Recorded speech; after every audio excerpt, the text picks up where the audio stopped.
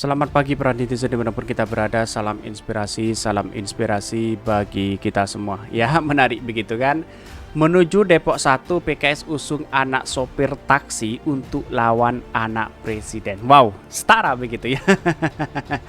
Jadi tidak perlu ngotot PKS itu untuk mengusung orang-orang tokoh-tokoh publik di situ begitu. Cukup anak sopir saja untuk mengalahkan Kaisang begitu ya.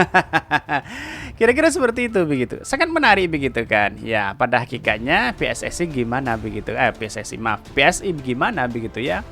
Jadi artinya selama ini kalau berlawanan dengan anak tukang sopir begitu kan, itu baru tukang sopirnya. Bagaimana berlawanan dengan orang-orang yang punya tokoh yang luar biasa di situ begitu.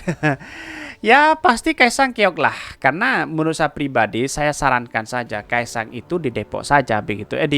Di Solo saja begitu kan. Depok itu bukan Solo begitu ya. Jadi orang realistis di Depok itu benar-benar pemikirannya realistis begitu kan ya. Apalagi ada kaitannya dengan dinasti begitu ya.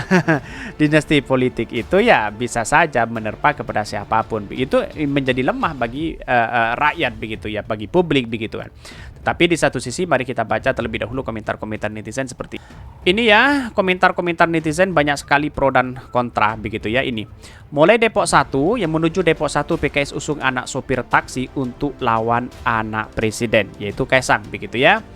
Di sini kalau anak presiden nantinya bisa kalah dalam pemilihan wali kota Depok, ini akan mempengaruhi psikologis keluarga presiden dan mempengaruhi situasi kepemimpinan nasional. Ya kita lihat saja di situ begitu ya. Antitesis yang cerdas ya, giliran pada dijagokan, yang menang pilihan malah anak pedagang burung ya. Kecewa deh, bukan dapat kursi malah dapat palang pintu kereta ya. Depok daerah elit penghuni ya, ulama dengan para kiai. Betul, di satu sisi warga Depok kan orang-orang yang cerdas di situ begitu ya. Maaf Pak, bukannya aneh meremehkan anak tukang taksi ya. Si anak presiden masih di atas walaupun belum punya pengalaman. Ya kata siapa begitu kan, pengalaman dalam dunia politik tidak semudah itu begitu ya. Bahkan ini yang ingin menang silahkan calon haji ya. Ini jadi begini, logikanya begini. Anak tukang supir saja bisa ya bersosialisasi dengan masyarakat, bisa tahu bagaimana betapa yang kita diharapkan. Tetapi kalau Kaisang sejak kecil kan tidak pernah megang celurit untuk ngarit di situ begitu, ambil rumput di situ begitu ya. Apalagi berbaur dengan orang-orang bawah di situ begitu ya. Bahkan kenal ada anaknya tukang sampah di Depok rajin ngaji, jujur baru lulus dari sekolahnya dia ranking terus, bisa tuh ini. Bahkan harus dukung anak sopir taksi yang notabene wong cilik untuk menjadi pejabat negara ya, yang wali kotanya Depok. Sudah bosan dengan oligarki, kalau ini dipertahankan negara tidak bisa berkembang, singkirkan oligarki dengan suara rakyat untuk tidak memilih mereka. Bahkan semoga orang Depok sadar kalau PKS megang suatu kota ya, maka kotanya jadi nggak jelas. Tapi semoga orang Depok juga nggak milih Kaisang. Ya karena pada akhirnya masih banyak sih pro dan kontra begitu. Penghinaan secara halus dan berefek ya, dan berefek panjang ya. Bayangkan jika anak supir taksi ini menang ya, tamat riwayat karir politik anak presiden yang baru dimulai. Ya bisa saja, saya sarankan di Solo itu ada kemungkinan besar di situ begitu ya. Setelah itu mungkin silahkan kalau sudah punya pengalaman. PKS yang kalian harus lawan adalah rakyat kecewa. Salah satunya saya. Saya sudah cukup kecewa dengan sistem kepemimpinan kalian ya.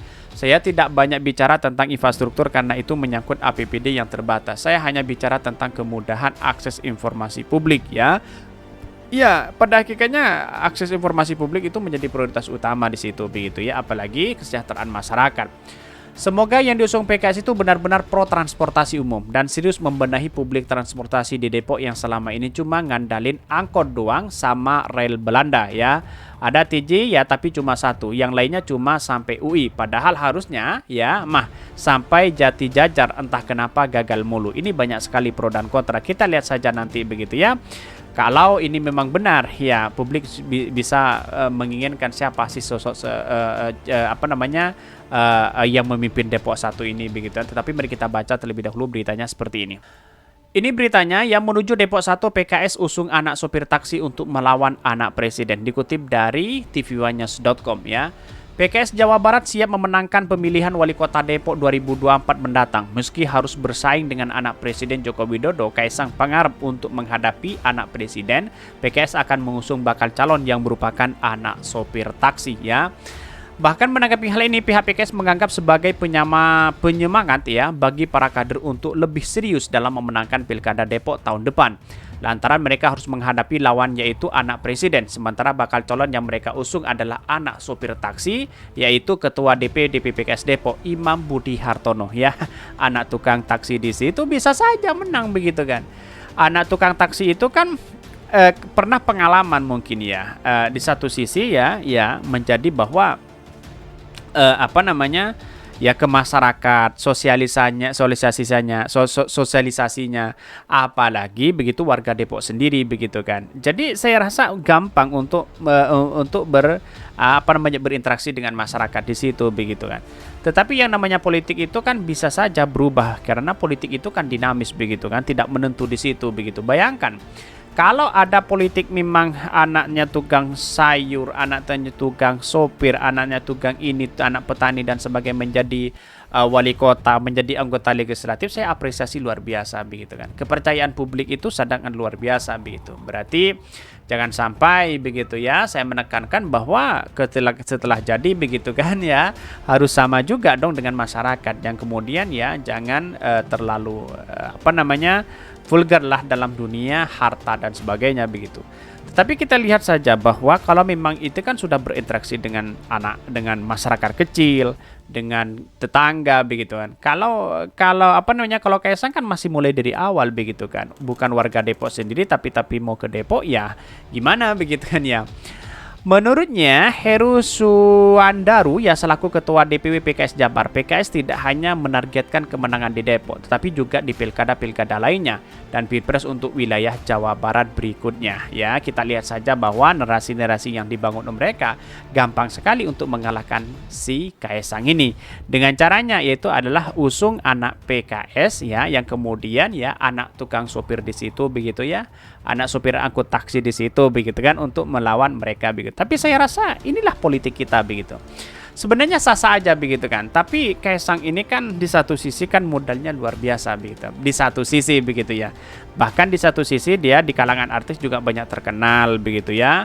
Terus kemudian di satu sisi banyak yang kemudian ya punya usaha luar biasa di situ begitu ya. Terus kemudian di satu sisi banyak kalangan-kalangan artis itu untuk mengendorse di situ lebih mudah begitu kan. Tetapi sekarang itu kan daerahnya demokrasi modern begitu kan. Saya rasa perkembangan politik ini kan berjalan begitu kan.